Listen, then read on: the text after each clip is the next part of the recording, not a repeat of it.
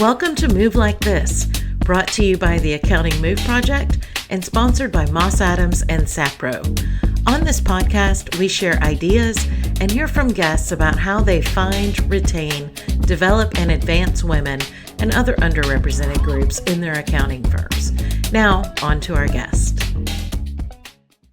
Hello and welcome to this episode of Move Like This. I am so excited and honored today to be talking to Kimberly Ellison-Taylor.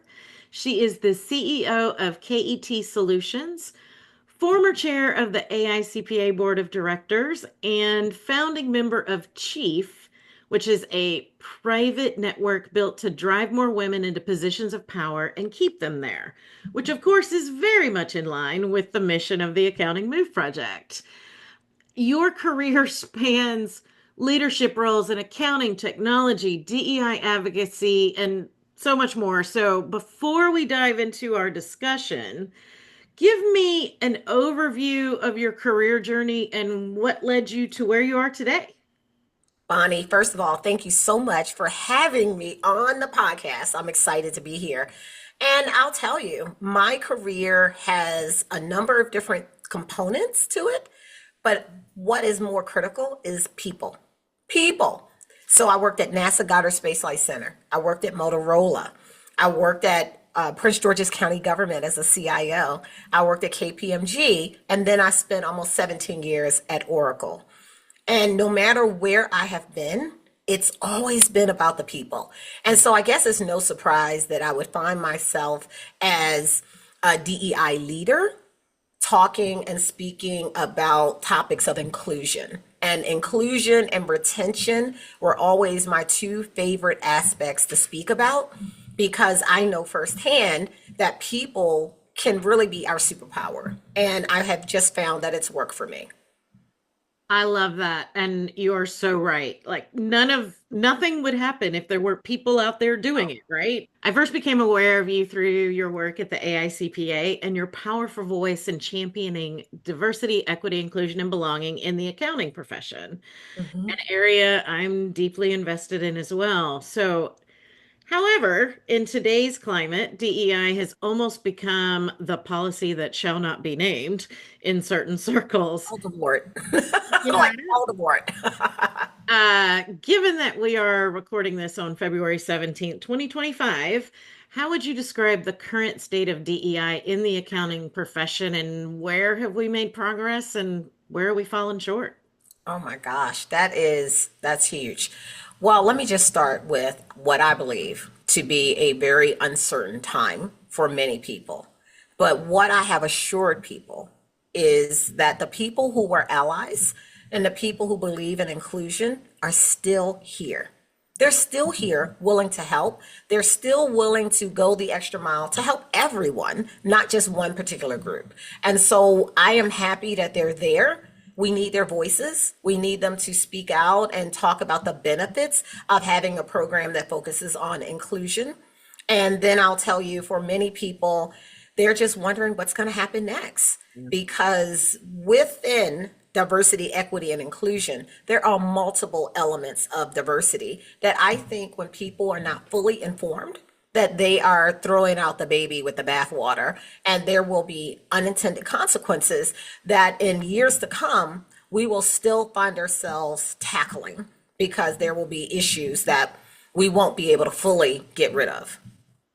Yeah, I agree entirely. And this is, I think, even more important in accounting, since it is a profession facing a significant talent shortage, as you mentioned, where there are way more open positions than there are people to fill them. And the pipeline is not all that strong either. So it just seems logical to me that expanding the talent pool is a business necessity, not just an ethical imperative. So, yet some people continue to push back against DEI efforts, claiming they are unnecessary, and some even call them divisive. So, how do you address those concerns, and what data or real world examples counter that narrative? It's interesting because back to your point about the profession, we need the best and the brightest. And I just happen to believe the best and the brightest is not only in one particular group. We can find the best and the brightest across a number of different diversity dimensions. And so I think it is dangerous when there is a suggestion that we could only find it in a monolithic kind of way. So we have to do the things, tell the story, show the evidence over and over and over and over again. And I think because I have to be optimistic about it, that we will get our point across. Now, as it relates to, the whole DEI and what people are saying about it, let's talk about what I can definitely agree with. I am anti-discrimination, 100%. But anti-discrimination against anyone means inclusion for everyone. And so if you believe in anti-discrimination, then it follows to me that you would want everyone equally paid for the work that they do, because to do otherwise would be discriminatory. You would want people to be able to apply for opportunities and to have a realistic chance based on their experience and background that they may be able to get an interview, because to do otherwise would be discriminatory. You would want potentially your leadership academies, your leadership initiatives to follow an inclusive pattern so that there are not unnecessary hurdles and barriers to anyone to move forward in an organization, because to do otherwise would be discriminatory. So if I take that and look at how our organizations are aligned, then I would say, what are some indicators or factors that could point to a discriminatory environment? Is it reasonable to presume that if you had an environment of, let's say, 70% of other, whatever the other is, yet in the leadership categories, only 10% of that population is represented, and they're at the lowest leadership levels, they're not even at the top. So that to me would be an indication that should be pursued to determine if we truly have an anti-discriminatory environment. So I think the argument is basically what people who have been champions of inclusion have been trying to do. We want an environment where people feel that they can be their best selves and that the organization isn't putting unnecessary hurdles in their path. And to that degree, I think we're saying the same thing. I think it comes out differently based on who's saying it, because I think there's this undercurrent that says it's either qualified or DEI. And I would think that is reckless for any leader to suggest that anyone other than one population are the only qualified ones and everyone else must be by default a DEI hire. We're better than this. We are better than this. So I hope that over time, the messaging will evolve, because we have to get to a place that's better, that is absolutely better than where we are today. Yeah, and we were recently in a group discussion, and I even posited, and I'd be curious what you think about this, is I think those of us that are in the DEI space have, in some cases, done a bad job of branding this and explaining what it is. And that makes it easy for people who aren't into DEI and, creating non-discrimination environments to talk poorly about it and actually reposition it from what it really is. I 100% agree. We have not owned our narrative around why we do it, how we do it, and the benefits to the organization. The DEI business case is sound. It is still in place. We need competitive advantage. We need innovative thinking. We need people who are going to challenge the status quo so that we can leapfrog ahead of the competitors in our space. Everyone thinking the same, not having a sense of safety, being uncertain around whether they're going to have their jobs or not, is not the path to competitive advantage or operational excellence. And I truly do believe that if we work together, we can evolve the DEI messaging that's been there and hopefully get to a place where we're not putting one group against another group. We all need to work together in order to build strong foundations for the community, for ourselves, and just the overall environment. Yes, absolutely. Um, and as you just pointed out, I think everybody just wants a fair shot, you know? So I'd love to hear from you some examples of what you feel like firms can do to build equitable hiring and promotion processes that remove unconscious bias, which, I know people don't want to hear about that. But It's real. It bias, is real. it is. And also ensure that opportunities are based on talent and potential and not necessarily who you know or some other physical factor. It's interesting because as I look at the current state of the messaging and I separate emotion from it, I can admit that we could evolve. The messaging could be tweaked, the initiatives could be tweaked, we can get better. 100%. I don't think there's any program or initiative that is steady state and can always be the same. So if we're working toward anti-discrimination, that's fine, and I'm all on board. I will do everything I can. So if firms were to take up that mantle, I would say instead of trying to figure out how to get people of color and women inside the organization because they have to create, pathways.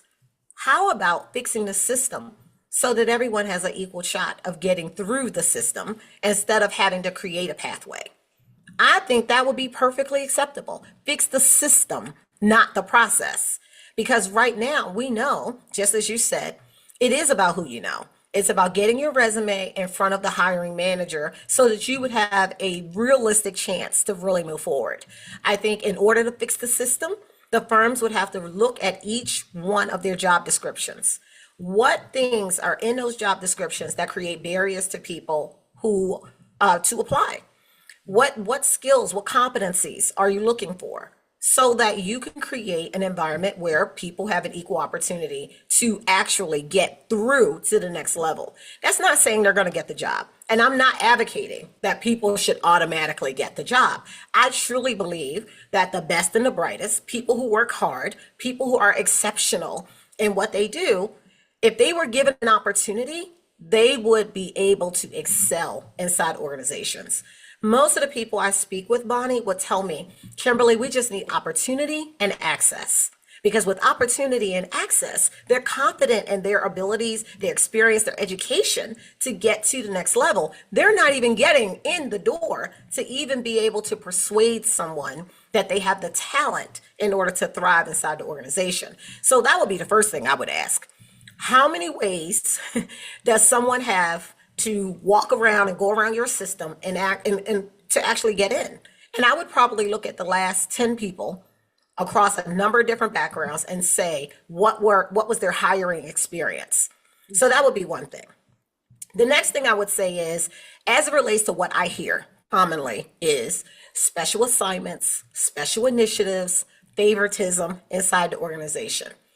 I would say for everyone who made the partner path, or they're on the principal path, or they're a non-equity partner path, how did they get there?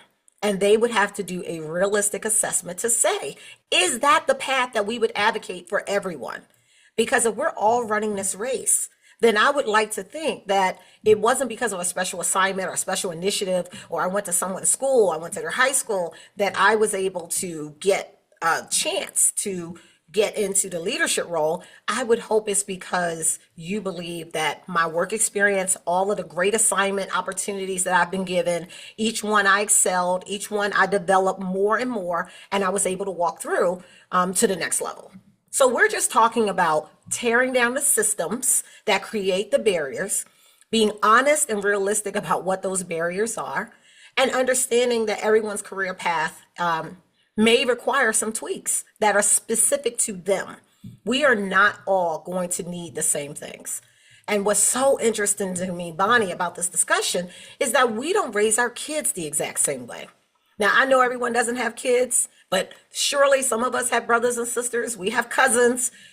We are not treating our kids the exact same way. We're giving our kids what they need to thrive and grow. Why can't we understand that we would need to do something similar in the work environment?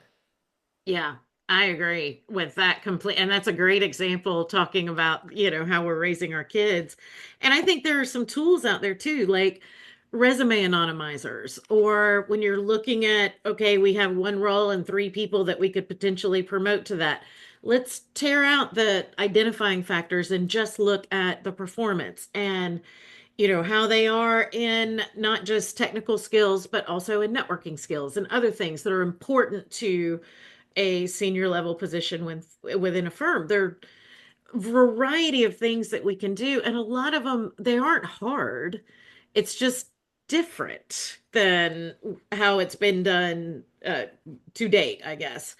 But yeah, I that's a lot of what we look at in Move too, is things like, what are the vital supports that are there?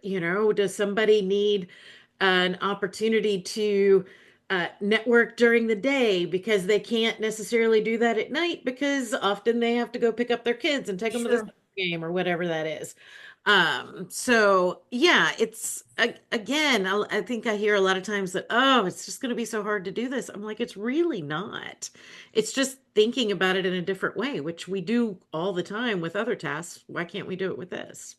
100% that's true. And I will tell you that I believe the firms who figure out how to create an environment of safety where people can actually bring their authentic and appropriate selves to work, that firm will be running over with people, because I believe that people ultimately will want to be somewhere where there's not suspicion, where people unknowingly, see, I got to think the positive, unknowingly are saying things that they should not say. And I say that, Bonnie, because if people don't learn it at home and they don't learn it at school, because we're taking it out of the schools, and they don't learn it at college because we're taking it out of the colleges, and the employers are afraid to basically talk about microaggressions, who is going to stop that person from creating a hostile work environment for their colleagues, whether they meant to or not? Mhm. I believe that unchecked, without the respect and belonging, inclusion, microaggression training, I believe that people will start to say things and feel emboldened to say things that we know they should not say, because common sense is not common. So who's going to take on that responsibility? And even from a firm perspective, your clients probably in many cases are across a number of diverse elements. If you're not instructing your team on how to engage with people who are different than they are, you're going to lose business, because you're going to say, potentially, not everything, but potentially they're going to say something offensive. And so I just think it's kind of like our ethics training. We get ethics training, many of us, every single year, because we have to maintain our licenses. And that's not because any of us are thinking we're going to do anything unethical, but it's just a reminder. And I think a similar reminder is needed inside organizations. Now, we can call it something different. We want to be compliant with the law. We want to be compliant in a way that doesn't run us afoul of the government, 100%. But whether you need to change it to belonging, it's belonging for everybody. No one should be left out of belonging training. The supports that you mentioned, no one should be left out. There are plenty of men who want to network during the day because they can't get home. They can't stay at work because they need to get home. Men are absolutely included in that. I just think everything that we did within our specific DEI groups, and maybe the functions inside the organizations, open them up so they're culture based and do it for everyone. Offer the opportunity for everyone. I mean, those lactation rooms, which I was really happy to see that we had evolved to having lactation rooms. As a nursing mom years ago, I had to try to put a chair up against the door and tape construction paper across the window. And so as the years went by and I started noticing that in the airport there's a lactation pod and that people were setting up wellness rooms, well, don't get rid of the rooms. Just open them up to everybody. So maybe somebody else wants to take a nap during the day. You schedule it. You take time out. But don't throw the baby out with the bathwater. Change the plan, not the goal. And I think people who want to do it will do it. People who didn't want to do it anyway, this is their opportunity to exit. Yep. And 2 points to add to that. We always say that what is good for women is good for everyone. That's right. And it's like I completely agree with you on that. That the things that we're doing to make people feel like they belong and create inclusive and frankly, maybe even enjoyable work atmospheres is going to be appreciated by everybody out there. Again, I don't feel like these are things that are extraordinarily difficult. And in today's talent shortage, if somebody really doesn't feel like they belong in a work environment, they can leave today and be working somewhere else tomorrow if they True. want to. So, those that are kind of ignoring this or saying it's not important, I could point you to 15 different studies that show otherwise right now. And this is a dangerous way to approach things for the longevity of your firm.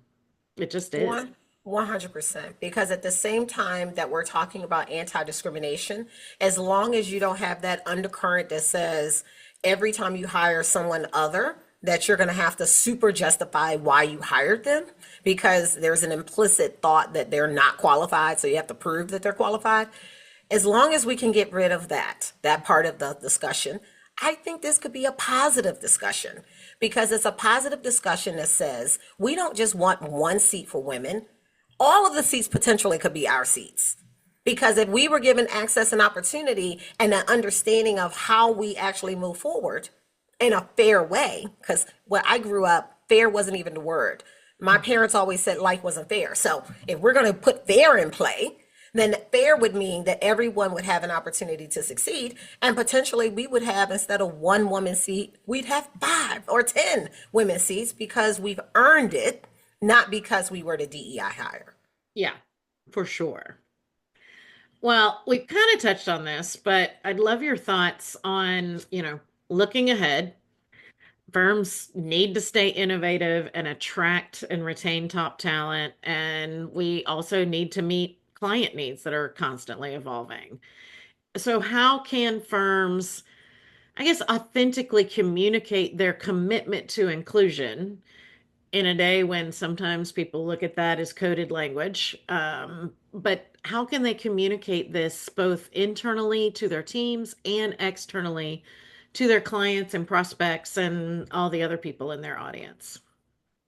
I think back to the point I was making about instead of the DEI functions that are siloed, elevate them to everyone inside the organization. And I'll give you an example of a conversation I was having with students about my career path. And I said, I call everyone yes, ma'am, or yes, sir. And from the CEO of a company to the janitor, everyone gets yes, ma'am, and yes, sir. And she said, well, how do you bring the CEO down to the level of me calling the janitor yes, sir, and yes, ma'am? I was like, oh no, I bring everyone up. I don't bring anyone down.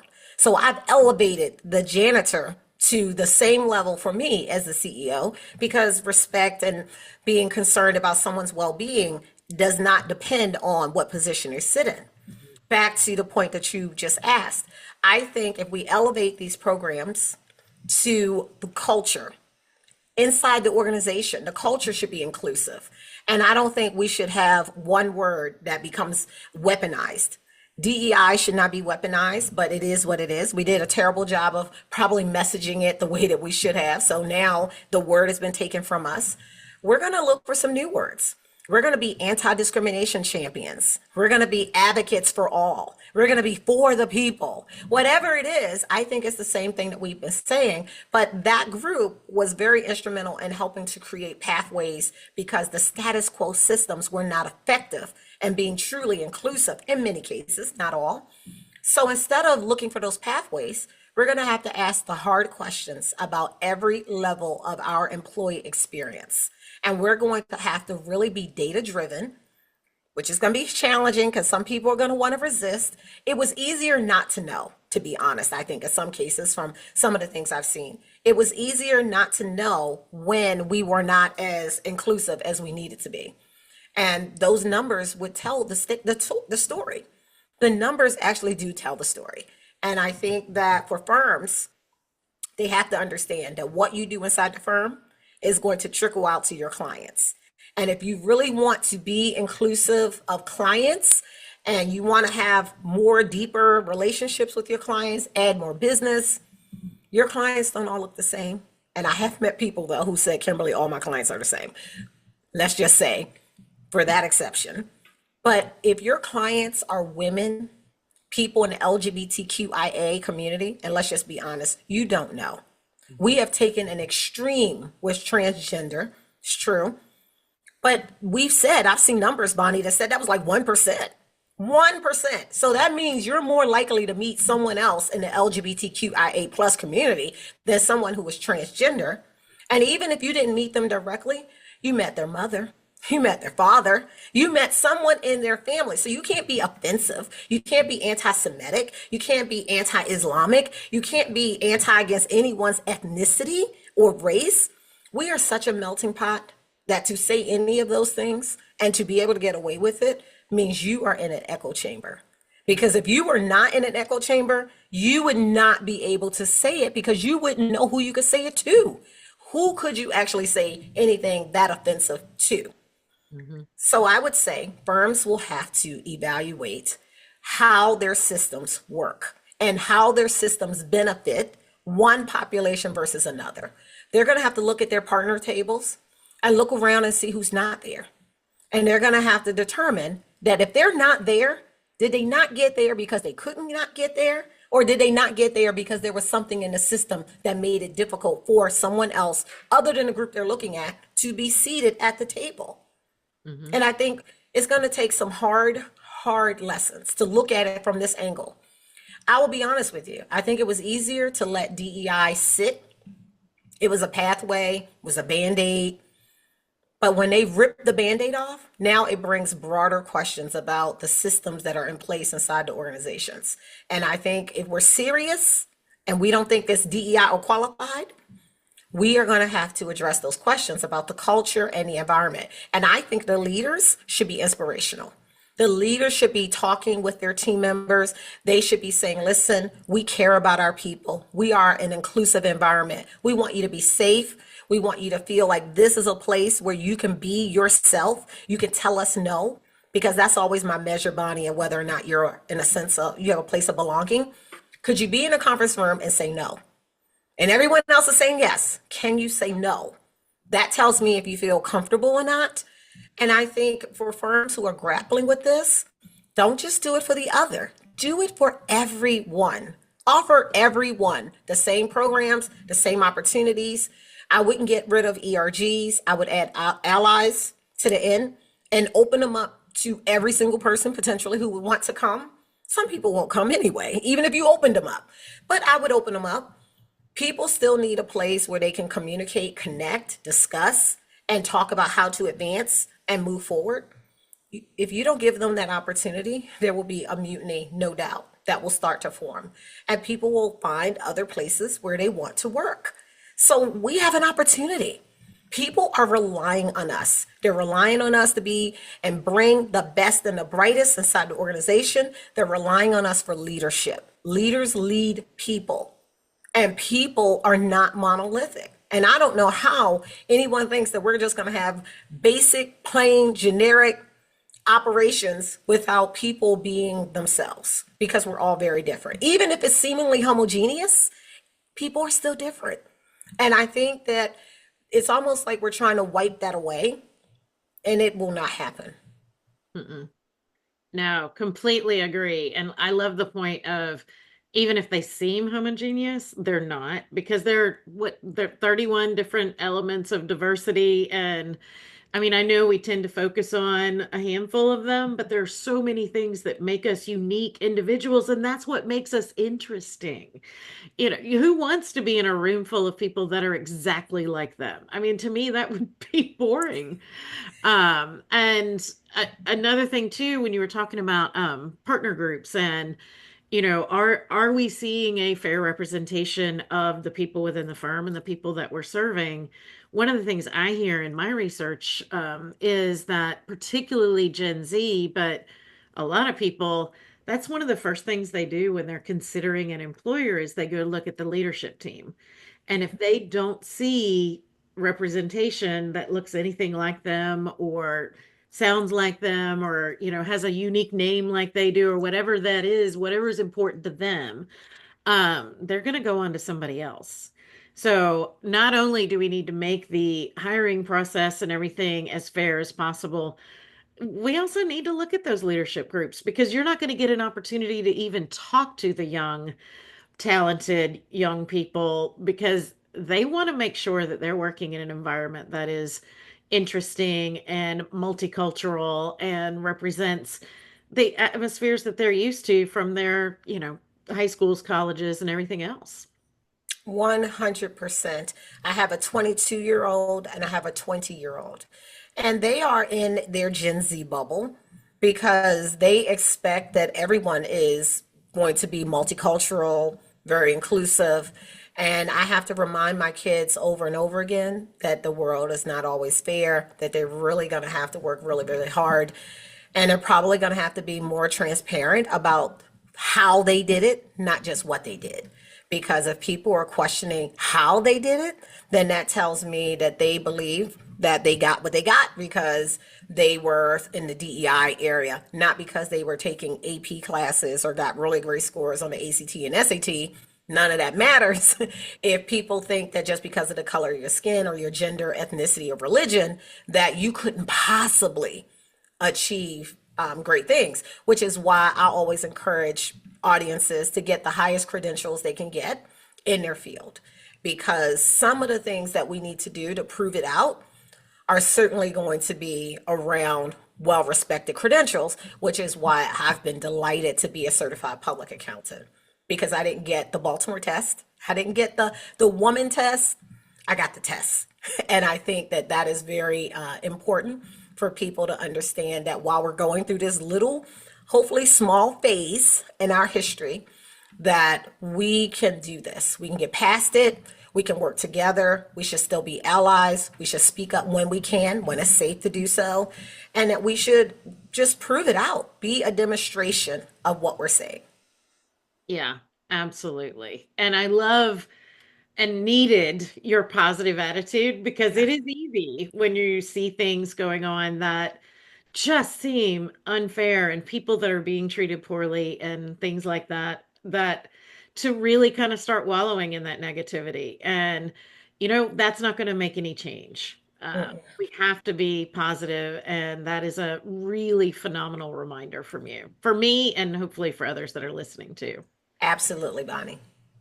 Well, this has been an amazing conversation, but I want to close with a couple of fun questions. Sure. To get to know Kimberly a little bit better. So, when you were young, like 5 years old or around that age, what did you want to be when you grew up? That is a great question because I asked my son, what has he known about me? His entire life, he's only known that I've been a technologist and an accountant. And in the third grade, Bonnie, I decided I was going to be a CPA. So I have no idea what I was going to do at 5, but I will tell you, which is probably more true to anything. My mom wanted me to be a doctor. And Mm. so at 5, she was probably telling me to be a doctor. And then I came home in the third grade and said I was going to be a CPA. And she's like, "What? You're going to be a doctor?" I'm like, "No, I don't like blood. I am not going to be a doctor." And so using that, I probably would say a doctor because that's what my family would have said. But I decided I was going to be a CPA in the third grade. So, I want to dig in on that just a little bit briefly. Yeah. Like, how did you become aware of this CPA as a profession in the third grade? So, I do a lot of volunteerism, which I love, love, love. But based on my life, I know that there have been a lot of volunteers, including someone who came to my school and talked about being a doctor, a lawyer, an engineer, be a CPA. I was like, yes, they manage the money. I'm going to be the boss. I'm going to be in charge. I'm going to tell my sisters what to do. And so I decided I was going to be a CPA, which is why I think it's important as we tell our story and own our narrative, we have to go back into the schools. And not just in freshman year, we got to go back to high school. And then you see in my case, I would go back to elementary school. And so I have adopted an elementary school. My kids didn't even go there, but I've adopted the elementary school and I go on career day and I speak with them about the accounting profession.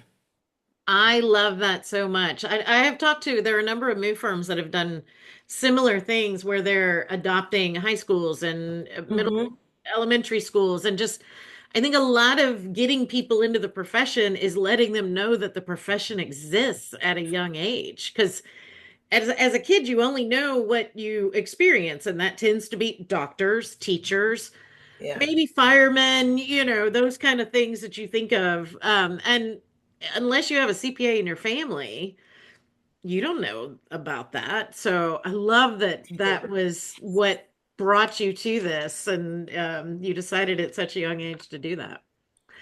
So, secondly, if you were given the chance to travel anywhere, you don't have to worry about time off and all those things that come Ah, from traveling everywhere we want to go. Where would you go and why? I want to see the wonders of the world.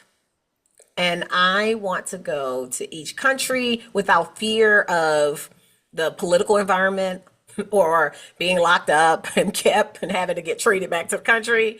I want to go and see all the wonders of the world. And I would take my sons and we would just go. I don't know if I'd be able to do backpacking, which is what they want to do, but I would be down for traveling as light as I could to do that and grab my husband. My husband would probably say, Kimberly, are you sure you want to do this? Because he knows I like glamping. I'm not really the camping type, but I think I could talk him into it. I love that. And finally, if you could have one superpower, what would it be? Oh, this is good. Oh my gosh. So I think I want peace. I want peace for the world. Now, I don't know if I'd be the person that could talk people into peace, but we have a lot of strife. We have people saying things they shouldn't say. And as leaders, they know better. They are really smart people. So they know what they're saying. So I can't even say they don't know what they're saying. They know what they're saying.